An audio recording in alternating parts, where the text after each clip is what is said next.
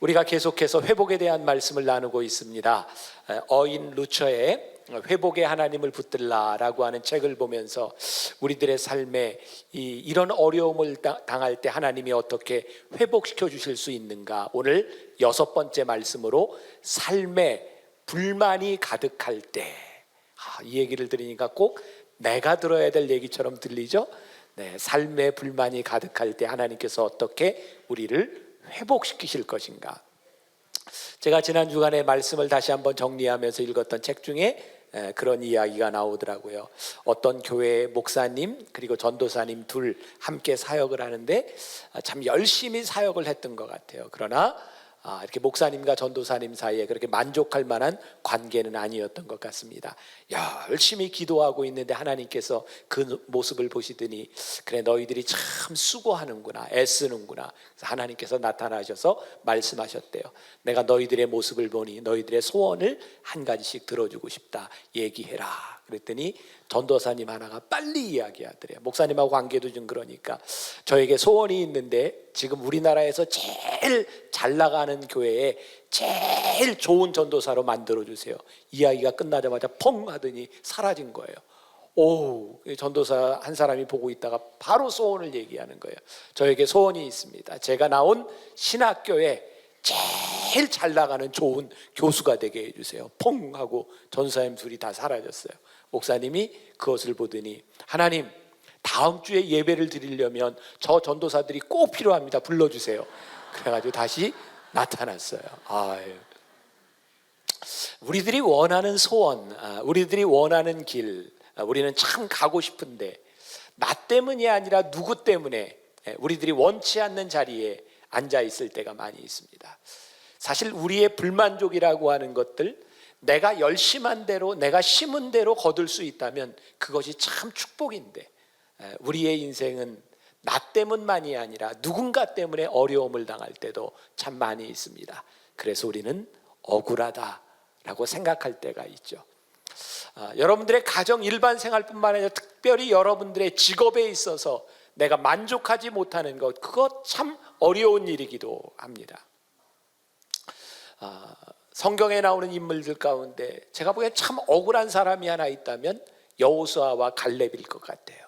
여러분들 잘 아시는 것처럼 모세가 12명의 정탐꾼을 보냈을 때에 그들이 가서 보고를 합니다. 10명의 사람들은 부정적인 이야기를 했으니까 그들이 40년 동안 광야에서 더 헤매는 것, 그들이 부정적인 얘기했으니까 괜찮죠. 그런데 여호수아와 갈렙은 긍정적인 얘기와 믿음의 얘기를 했음에도 불구하고 그들 때문에 두 사람 역시 40년 동안 광야의 삶을 살아야 했습니다.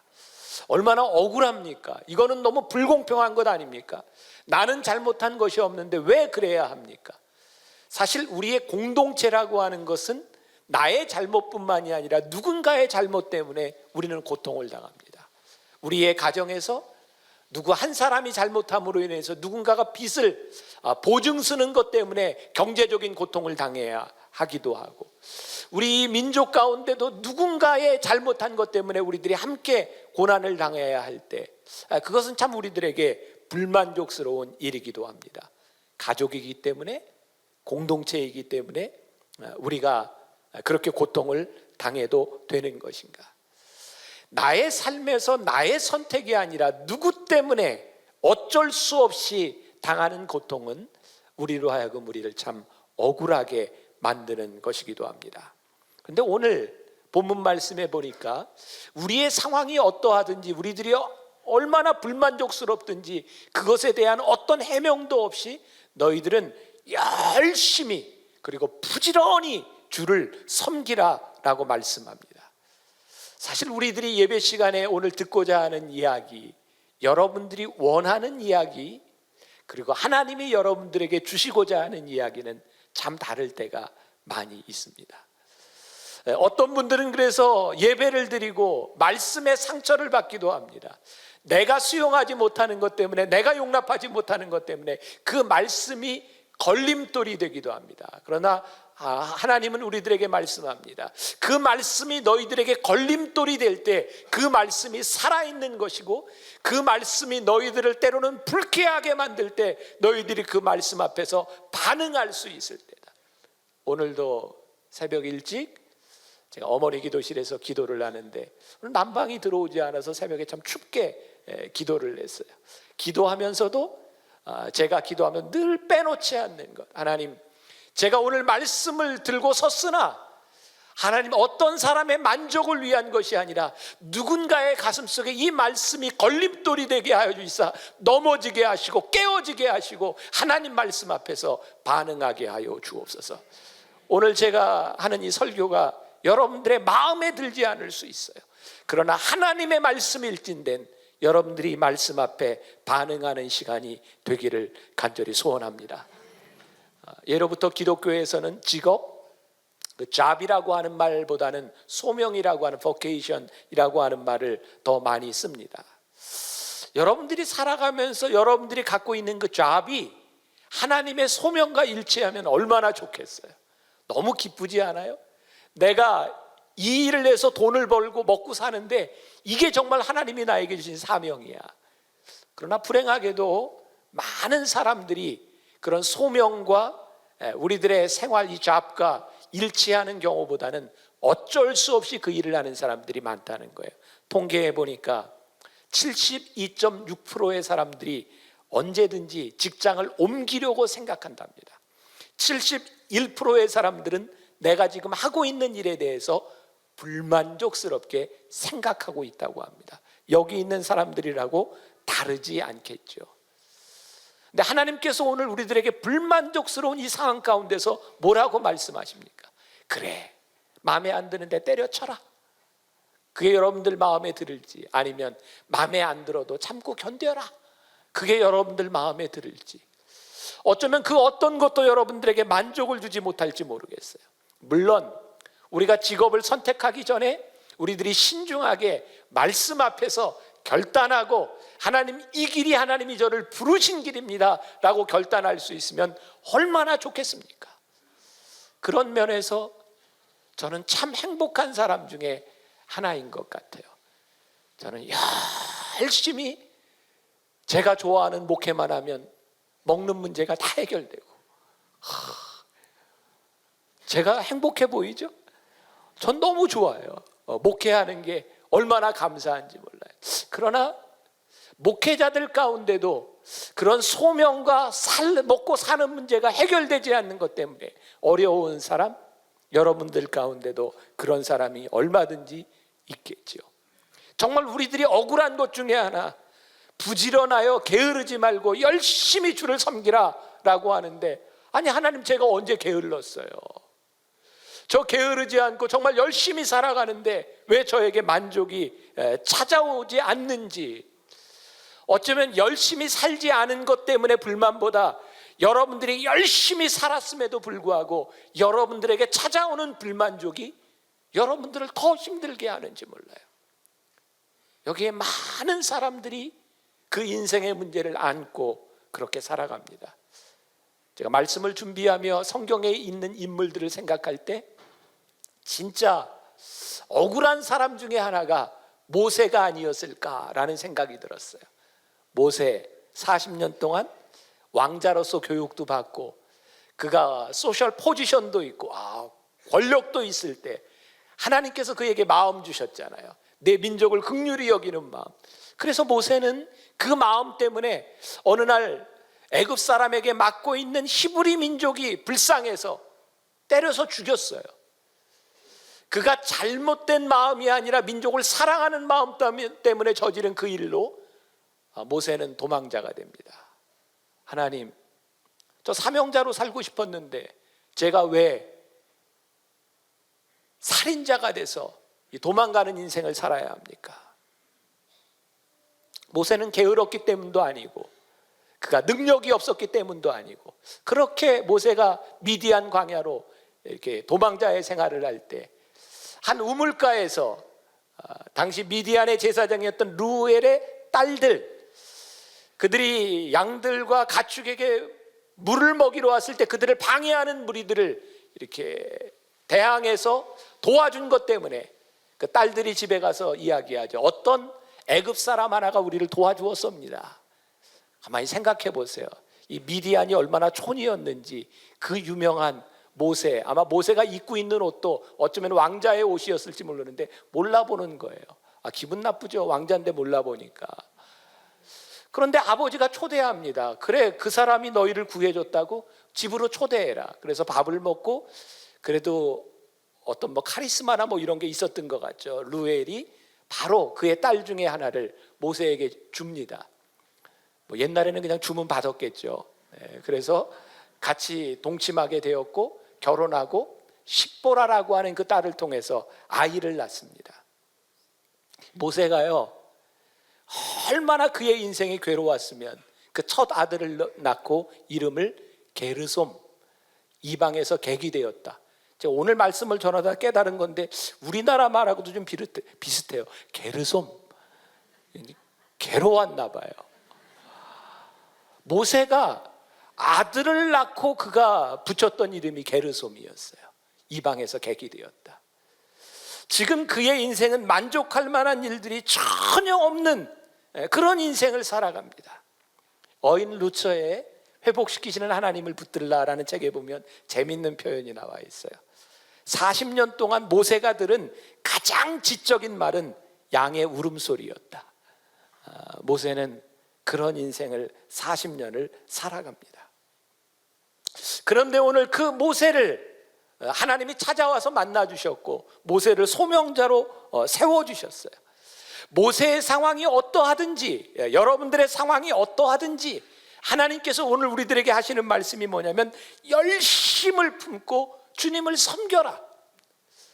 우리들이 하나님 앞에 이 불만족스러운 일들이 회복될 수 있는 길이 있는데 내가 정말 억울하고 내가 받아들여질 수 없는 이 상황 가운데서 하나님께서 하시는 말씀이 뭐냐면 열심을 품고 주님을 섬겨라. 제 인생이 망가져 버린 것 같은데, 이건 아닌 것 같은데 어떻게 열심을 품고 주님을 섬깁니까? 여기 열심이라고 하는 단어, 제가 정말 영어를 좀 잘할 수 있으면 이렇게 좋은 발음으로 이렇게 읽어드리면 좋은데 그냥 보여주세요. enthusiasm, 이 n이라고 하는 말은 뭐뭐 안에라고 하는 말이고 theos라고 하는 말은 하나님이라는 말입니다. 여러분 성경에서 얘기하는 열심이라고 하는 말이 뭔지 아세요? 하나님 안에서 최선을 다하는 것. 우리의 인생이 불만족스럽고 내가 하나님께서 원하시는 길을 가고 있는 것 같지 않은데 하나님께서 우리들에게 하시는 말씀이 그곳에서 열심히 살아라. 이게 어떻게 우리들에게 해답이 될 수 있는 겁니까? 이거 나 불행한데 잘못된 것 같은데 하나님 어떻게 여기에서 제가 열심히 섬기며 살아갈 수 있겠습니까? 근데 성경은 우리들에게 그것을 말해줍니다. 너희들이 지금 처한 환경, 그것 때문에 너희들이 열심을 내는 것이 아니라 내가 너를 부른 사람이기 때문에 어떠한 환경 가운데서도 내가 열심을 내야 한다는 거예요. 자, 여러분들 보세요. 모세가 40년 동안 미디안 광야에서 양을 치며 그가 얼마나 비참하게 생각을 했겠습니까? 내 인생은 이게 아닌데. 그런데 어느 날 하나님의 때에 하나님께서 모세를 부르셨어요. 모세야. 저는 이 말씀을 생각하며 그래, 모세가 불만족스럽게 그의 인생을 살아가는 동안 하나님은 모세를 떠나지 않으셨구나. 단지 하나님의 때가 이르렀을 때 하나님께서 모세를 부르셨을 뿐이지 하나님은 모세와 관계없으셨던 분이 아니라 그의 삶에 불만족한 순간에도 하나님은 여전히 하나님과 모세는 동행하고 있었구나. 오늘 여러분들의 70% 이상이 우리의 생에 불만족스럽다고 생각하는 그 삶 가운데 우리들이 열심히 살아갈 수 있는 이유가 무엇이냐면 하나님이 그 안에 우리 가운데 계시다는 거예요. 내가 불만족스럽고 내가 잘못 가고 있는 이 가운데도 하나님은 여전히 우리와 함께 하신다. 오늘 여러분들에게 묻고 싶은 말씀이 있습니다. 오늘 여러분들이 선택하지 않은 환경 가운데서, 직업 가운데서, 그 가운데서 하나님을 찬양할 수 있으세요?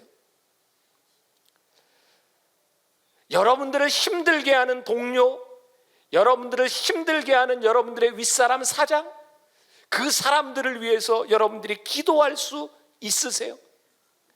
아무리 생각해도 이건 내가 일한 것만큼 정당하게 나에게 대가가 돌아오지 않는 그 일들, 너무나 억울한 일들, 그 일들 가운데서 여러분들이 하나님의 인도하심을 여러분들이 느끼고 기도할 수 있으세요?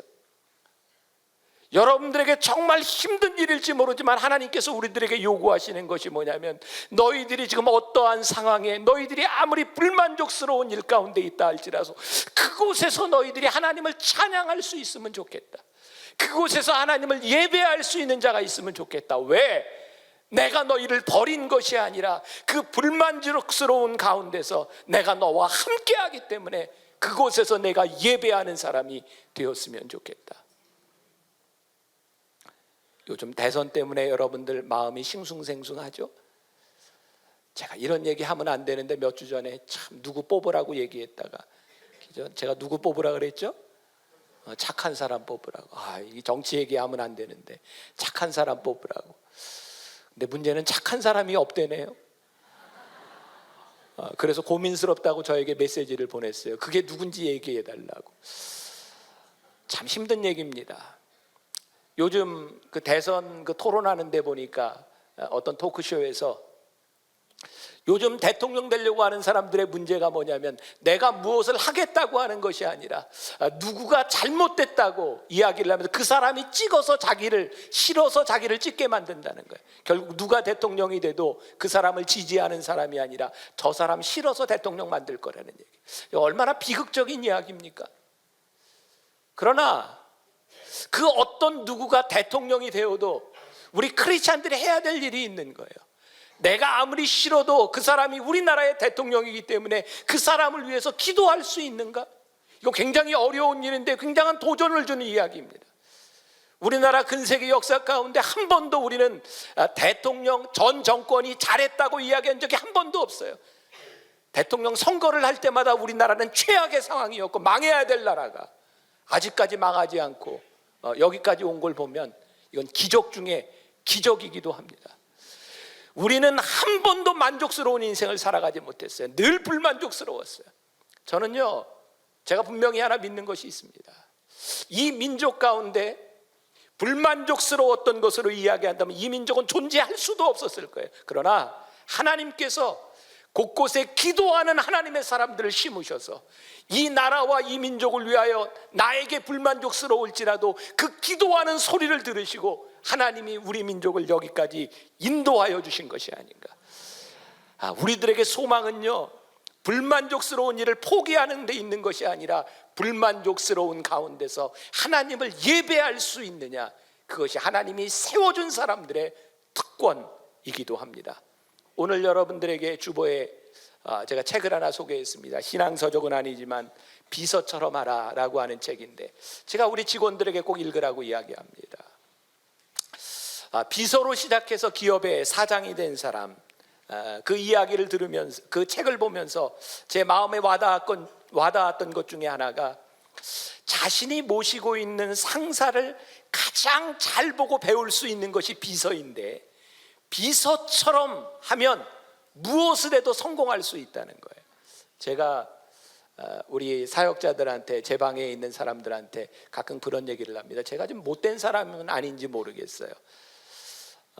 제가 묻기 전에, 제가 뭐라고 묻기 전에 제 책상에 제가 묻기를 원하는 말이 올라와야 제대로 된 비서다. 괜찮아요? 제가 왜 그런 이야기를 하는지 아십니까? 정말 좋은 비서는요, 무엇을 시키기 전에 저 사람이 무엇을 생각하는가, 그것을 생각할 수 있는 사람은 그 사람은 그 순간 비서가 아닙니다. 그 사람은 마찬가지로 리더가 되는 거예요. 저는 오늘 여러분들에게 그런 이야기를 하고 싶어요. 우리들이 하나님을 위해 열심히 일한다라고 하지만 우리는 우리의 열심을 가지고 일하다가, 우리는 무언가 열심히 우리들의 인생을 살아가면서 늘 내 열심으로만 살아갑니다. 하나님 안에서 열심이라고 하는 것, 하나님의 마음 가운데서 우리의 인생을 바라보는 것은 우리의 인생을 완전히 다르게 만들어주는 겁니다. 우리들이 환경에 의해서 불만족스러운 것이 아니라 그 불만족스러운 환경 가운데서 우리의 삶의 태도가 어떠하냐라고 하는 것이 우리의 인생을 완전히 바꿔줄 수 있는 거예요. 오늘 이 설교는요, 제가 생각해도 위대한 설교예요. 왜?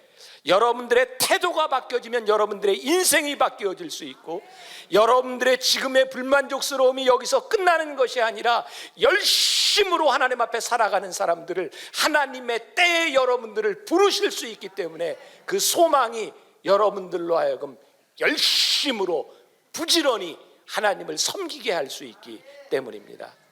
기독교 역사상 큰 획을 그은 사람 중에 하나가 말틴 루터입니다. 그가 종교개혁을 하기 전에 그에게 여러 가지 개혁을 해야 된 이유들이 있었지만 그 중에 하나가 성직자들의 어쩌면 바리새인 같은 모습이었어요. 그들이 성직을 수행한다고 하지만 그들은 눈으로 보이는 것, 그들에게 하나님의 은혜가 없었어요. 당시 중대시대의 가장 위대한 직업이라고 하는 것은 성직자가 되거나 성만찬을 베풀거나 아무튼 예배에 관계된 그런 직업들이었어요. 말틴 루터는 이야기를 합니다. 당신이 무엇을 하든지 당신이 예배하는 마음으로 하지 않는다면 그것은 세속적인 일입니다. 그러나 당신이 무엇을 하든지 예배하는 것처럼 할 수 있다면 당신은 성스러운 일을 하는 사람들입니다. 여러분, 저는 여러분들에게 이 말이 도전이 되기를 원하는데, 여러분들이 아무리 불만족스러운 일을 한다 할지라도 하나님을 섬기는 열심으로 그 일을 하기 시작할 때 하나님이 그것을 그냥 놔두시지 않는다는 거예요. 여러분들은 이미 예배하는 삶을 살아가고 있는 거예요. 고린도전서 10장 31절에 그런즉 너희가 먹든지 마시든지 무엇을 하든지 다 하나님의 영광을 위하여 하라. 하나님의 영광을 위하여 하라. 제가 미국에 유학 가던 시절에 저 목사였는데요, 저도 여러 가지 일을 해야 했어요. 등록금도 벌어야 되고 생활비도 벌어야 되고. 저는 참 돈 버는 게 쉽더라고요. 기분 나쁘세요? 제가 돈 버는 게, 저는 돈이 눈에 보이던데 돈 벌 게 이렇게 많이 이렇게 막 널려 있더라고요. 그래서 제가 미국 가서 1년 차 때 제가 2개월 방학 동안에 제가 7,000불을 벌었어요. 안 놀라세요? 유학생이 가서 2개월에 7,000불 벌었다니까. 반응을 좀 보여보세요. 많이 벌지 않았어요? 그 웃음도 좀 비웃는 것 같기도 하고. 제가 그 돈을 벌면서 한국에 있는 어린이들 미국에 이렇게 초청해서 미국 선생님들 이렇게 컨택해가지고요, 제가 있던 기숙사에 가구들 들여놓고 먹고 자고 하면서 이렇게 캠프를 냈어요. 제가 뭐 그런 일만 한 것이 아니라 뭐 사무실에 타이핑하는 일도 알고, 뭐 저뿐만 아니라 미국에서 공부하던 그 당시에 많은 목사님들, 유학생들이 여러 가지 허드렛 일을 많이 하기도 했죠. 근데 제가 일을 하던 때 저는 제가 한 번도 비참하다는 생각을 해보지 않았어요. 그 일이 저에게 만족스러운 일은 아니었어요. 그러나 왜 그 일을 제가 지금 생각하면 제가 할 일이 아니었음에도 불구하고 기쁘게 했어요. 왜? 저는 그 일에 머무는 사람이 아니라 하나님께서 나를 쓰실 일에 대한 기대가 저는 늘 있었어요. 그래서 그 시간들은 나에게 멈춰지는 시간이 아니라 지나가는 시간이었어요. 저는 오늘 여러분들에게 그런 믿음이 있기를 간절히 소원합니다. 여러분들이 불만족스러운 일, 여러분들을 만족시켜주지 못하는 그 일 가운데서 여러분들이 머무는 것이 아니라 그 일을 지나가야 되는 일이라면 지금 우리들에게 주어진 그 일들 가운데 하나님 보시기에 예배하는 마음으로 최선을 다해서 그 길을 가라. 하나님께서 그 길 가운데도 우리의 지겨움과 우리의 불만족스러움 가운데도 역시 하나님은 살아계시고 우리와 함께 하시며 하나님이 우리들에게 하나님의 때에 하나님의 역사를 이루실 것이다. 빌리 그레함 목사님 아시죠? 빌리 그레함 목사님 부인이 루스 그레함입니다. 책을 읽다 보니까 그런 글이 나와 있더라고요. 이 루스 그레함은 설거지가 그렇게 싫었대요. 설거지 좋은 사람 얼마나 되는지 모르겠어요. 그래서 이 루스 그레함은 싱크대 위에 그런 글귀를 써놓고 살았답니다. 매일 하루에 3번 이곳에서 거룩한 섬김이 이루어지고 있다. 설거지가 지겨운 것이 아니라 내 가족을 섬기는 거룩한 일이 이곳에서 이루어지고 있다. 놀라운 세계관의 변화 아닙니까? 여러분들이 지겹고 불만족스러운 그 일이 하나님 앞에 열심으로 거기에 또 다른 세계관이 들어가기 시작할 때 여러분들의 태도가 달라지지 않겠습니까?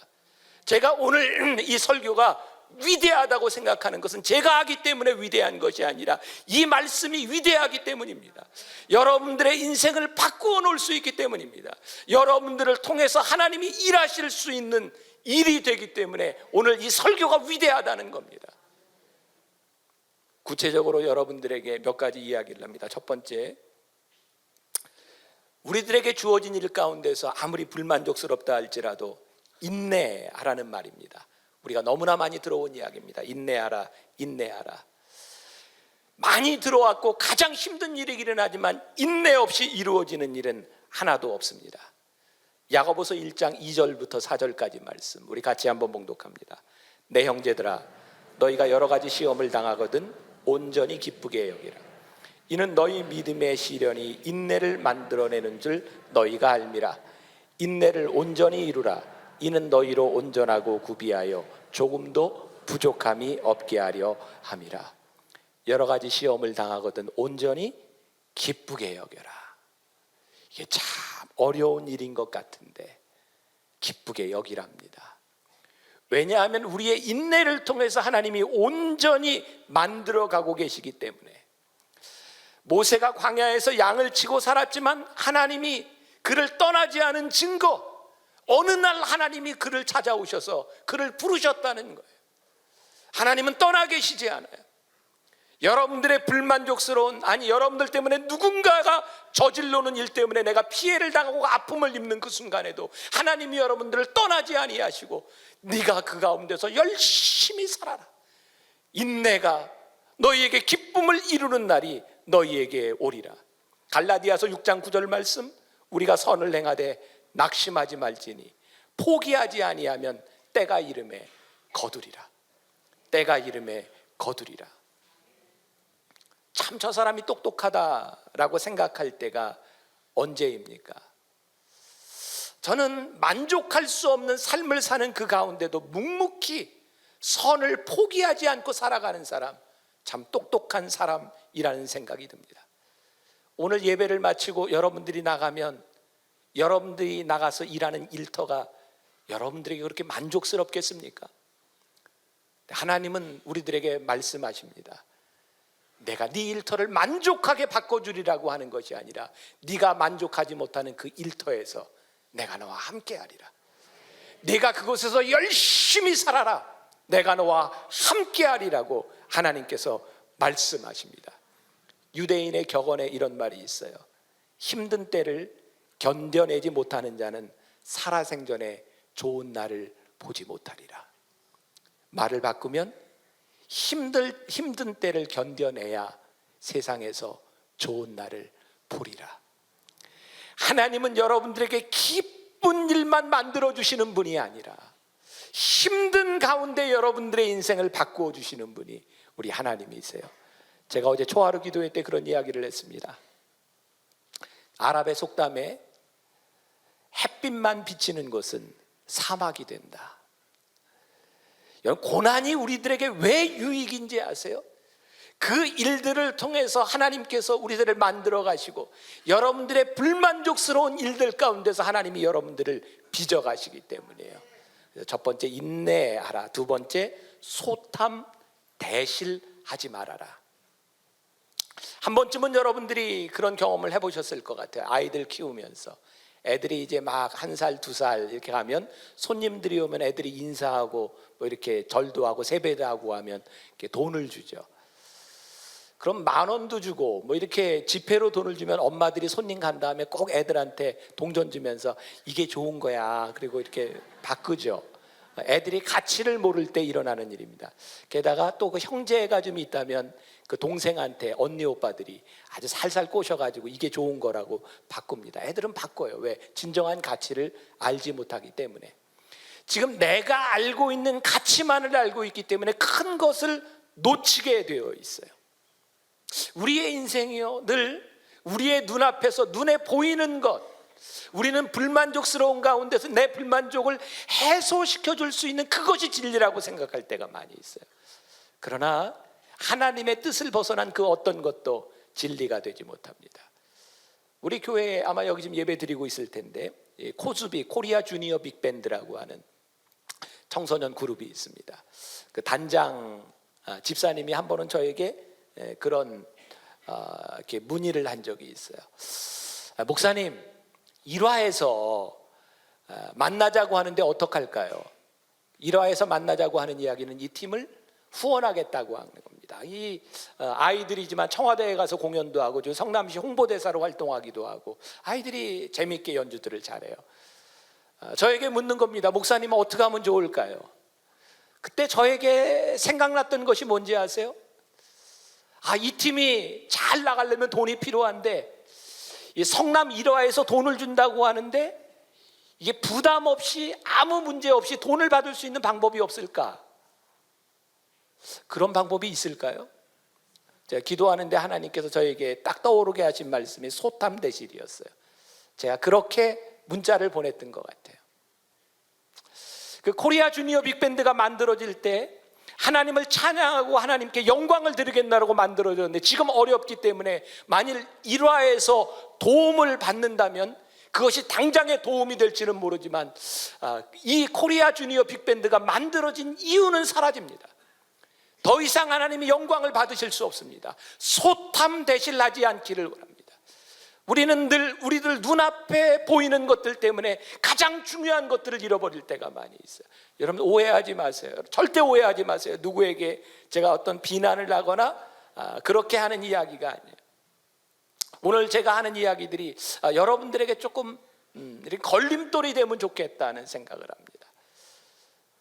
요즘 분당에 있는 많은 부모님들의 꿈이 아이들을 청심국제학교에 보내는 게 꿈입니다. 거기 가면 공부를 잘해야 가기도 하고, 가면은 미래가 열리기도 합니다. 그래서 우리 크리스찬 부모들이 많이 고민합니다. 학교인데요, 목사님, 가면은 교리는 안 가르친다는데요.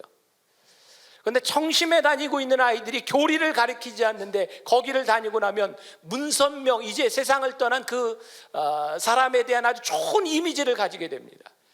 여러분, 어렸을 때 아이들에게 심겨지는 그 마음들이 얼마나 귀한데, 가장 중요한 순간에 아이들의 마음에 무엇을 심어주는가 중요한데, 저는요 분명히 믿음이 있어요. 청심에 갈 정도의 실력을 가지고 있는 여러분들의 자녀라면 어디에 갖다 놔도 잘못되지 않아요. 어디에 가도 하나님이 그 아이 쓰실 거고요, 어디에 갖다 놔도 뒤떨어지지 않는 아이가 될 것입니다. 눈에 보이는 그것이 문제가 아니라 이 아이를 향한 하나님의, 사람을 향한 하나님의 뜻이 어디 있는가를 볼 수 있어야 소탐대실하지 않습니다. 저는 오늘 우리 예배드리고 있는 우리 믿음의 사람들에게 용기가 필요하다고 생각해요. 하나님, 제가 하나님 앞에서 열심을 낼 수 있는 이유가 무엇입니까? 내 눈에 보이는 것이 아니라 오늘 이 순간에도, 내 인생의 불만족한 순간에도 나와 함께 하시고 동행하시는 그 하나님을 믿기 때문에 내가 하나님 앞에 믿음의 절개를 지킬 수 있는 것이 아니겠습니까? 이게 없이 우리들이 어떻게 믿음을 지켜나갈 수 있습니까? 벌써 한 30-40년 전이죠. 제가 어렸을 때 기억에 이 차범근 선수가 이 말레이시아하고 그 박스컵이라고 기억하세요? 요즘은 없어졌죠. 박스컵. 그 경기에서 차범근 선수가 3골을 넣었던 아주 인상적인 장면, 제가 잊지 못해요. 40년 전, 30년 전 우리나라에서 권투를 하면 제일 큰 화제거리, 아주 이 피나는, 피 튀기는 상대가 누구였는지 아세요? 필리핀. 축구를 하면 우리의 가장 라이벌이 어디였는지 아세요? 말레이시아, 미얀마. 더 이상 그 사람들을 우리들이 적수로, 라이벌로 생각하지 않습니다. 우리나라는 참 많이 달라졌어요. 제가 오늘 말씀을 준비하면서 하나님, 우리들이 오늘 여기에서 숨을 쉬고, 하나님, 우리들이 여기에서 우리들이 믿음 생활을 하고, 우리 민족이 여기까지 왔던 것은 우리들이 만족할 만한 모든 일들을 잘했기 때문이 아니라, 우리의 근세기를 살아가며 우리는 늘 불만족스러웠을지 모르지만 그때 믿음을 지키고 기도하던 우리 믿음의 선배들의 기도와 땀과 눈물이 있었기 때문에 오늘 우리가 여기에 있는 것이 아니겠습니까? 여러분, 착각하지 마세요. 절대로 좋은 사람이 나와서 이 나라를 바꾸지 못해요. 저는 정치를 바라보며 지금까지 살아왔던 우리의 근대사를 바라보며 어떤 위대한 인물도 이 땅을 바꿀 수 있다고 생각하지 않아요. 아니요, 그것은 우리의 정말 꿈입니다. 우리의 허상일지 몰라요. 그러나 이 민족을 바꿀 수 있는 일이 딱 한 가지 있어요. 뭔지 아십니까? 어떤 불만족스러움 가운데서도 하나님 앞에 열심을 내어 부지런하게 하나님의 뜻대로 살아가는 사람들이 많아지기 시작할 때, 하나님이 우리와 함께 하심을 믿으며 소탐대실하지 않는 하나님의 사람들이 우리 가운데 있을 때, 저는 이 민족에게 소망이 있다고 믿습니다. 저는 교회가 이 땅의 소망이고 복음이 이 땅의 소망이라고 믿습니다. 왜? 하나님과 함께하는 사람들을 통하여 하나님이 일하실 것이기 때문입니다. 프랜시스 셰퍼라는 사람이 이런 말을 했어요. 하나님 앞에서는 높은 사람, 낮은 사람 없습니다. 오직 거룩한 사람과 거룩하지 않은 사람만 있을 뿐입니다. 여러분들의 지위가 어떻든, 여러분들의 상황이 어떻든 그것은 중요하지 않습니다. 단지 하나님이 여러분들에게 물으시는 것은 지금 여러분들의 상황에서, 불만족스러운 현장 가운데서 여러분들이 거룩하냐 그렇지 않느냐에 대한 문제입니다. 세 번째, 이 모든 상황을 하나님께서 보고 계시다는 거예요. 사랑하는 여러분, 염려하지 마세요. 악인이 득세하는 것 같고 저 못된 인간들이 잘 되는 것 같지만 염려하지 마세요. 하나님께서 보고 계세요. 야고보서 5장 4절 말씀에 보라, 너희 밭에서 추수한 품꾼에게 주지 아니한 싹시 소리 지르며 그 추수한 자의 우는 소리가 만군의 주의 귀에 들렸느니라. 오늘 불의한 자들의 소리, 억울한 사람들의 소리 하나님이 듣고 계세요. 하나님이 살아계세요. 하나님이 역사하시고 하나님이 심판하실 거예요. 야고보서 5장 9절에 심판주가 문 밖에서 계시느니라. 우리 하나님께서 문 밖에 서서 심판의 때를 기다리고 계세요. 오늘 세상을 바꾸려고 하는 능력보다 하나님 앞에서 여러분들을 바꾸려고 노력하세요. 기도하세요. 여러분들의 삶의 불만족 가운데 하나님께서 여러분들을 부르시는 때가 곧 옵니다. 하나님이 여러분들을 쓰실 때가 곧 옵니다. 인내하세요. 소탐대실하지 마세요. 지금 이 상황을 하나님이 보고 계심을 믿으세요. 그렇게 믿음으로 담대하게 이 세상으로 나아가 승리하는 여러분들이 되시기를 주님의 이름으로 간절히 축원합니다.